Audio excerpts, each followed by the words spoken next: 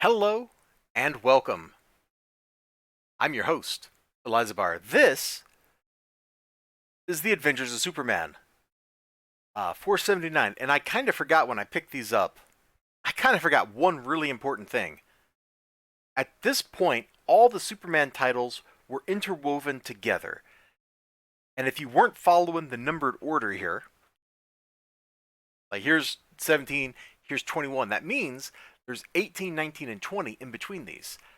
So I kind of forgot that when I picked up all these books for free out of the 75, or I'm sorry, the dollar bin at Graham Crackers. But here we are.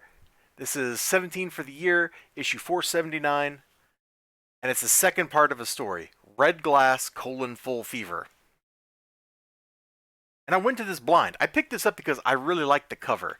I thought that was really striking. Let me kind of rotate it a little bit for you. Like, it's pretty striking, isn't it? Like, I'm like, man, that's pretty dope.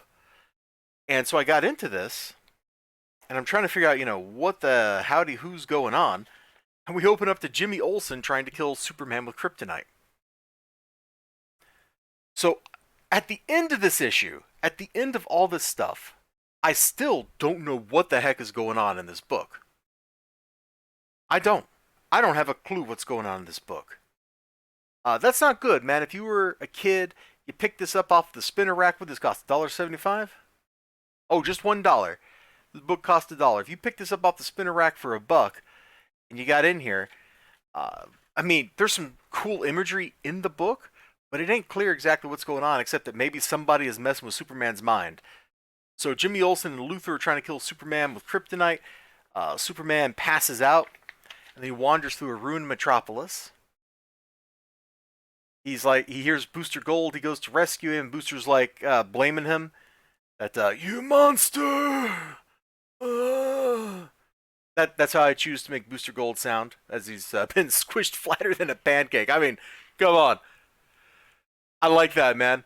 Like, they should have done it like full, like cartoon style, where he really is just like paper thin, like he got ran over by a steamroller or something. Like that would have been funny. Of course, it's a Superman book, and it's a modern superhero, relatively modern superhero comic book. The characters have to look kind of realistic. It's the house style. They have to resemble who they're supposed to look like. They got to stay on model. There's no Mr. Mixplit or whatever in this book to be warping reality to make crazy cartoon shenanigans happen. I get it. But it would have been kind of funny to see Booster Gold just be flat as a flitter, right? Anyway, so he goes from that, and I gotta be careful, like, what I show. He sees, like, this is a great, like, 3-panel sequence. He's like, hey, man, what's going on? Oh. And things get a little crazy after that, because he gets squished by a giant fist.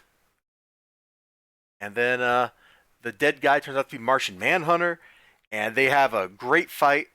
And the last thing I'm going to show you is, well, look at this Green Lantern construct. It's a freaking dinosaur, dude.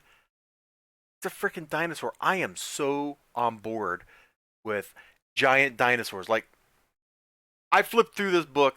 This is my favorite page of the book. All right, Superman fighting like a giant space T-Rex. It's not like a regular T-Rex. He's got like, spiky bits all over him and stuff. Like, it's definitely like an evil space Tyrannosaurus. Either that or Guy Gardner has no idea what a Tyrannosaurus looks like, and he's just trying to like go from memory or something here. I don't know. I just work here.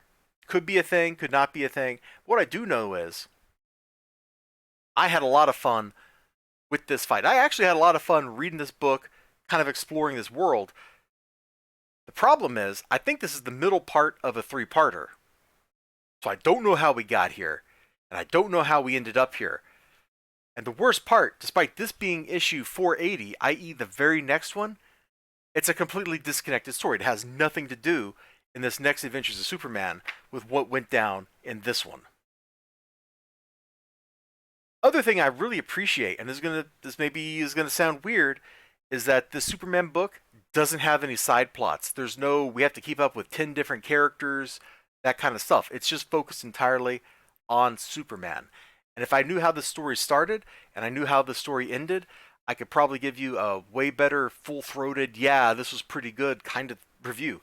Because honestly, Him wandering through the ruined metropolis, like, that was really fun and really cool. I know I kind of glossed over it to get to the making fun of Booster Gold part of this review, but I dug it.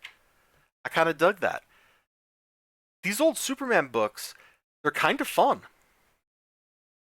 That's it. It's kind of fun. I just wish I knew what was happening here. Anyway, you all take care of yourselves. You have a great one. I hope to see you again next time. Until then, bye bye.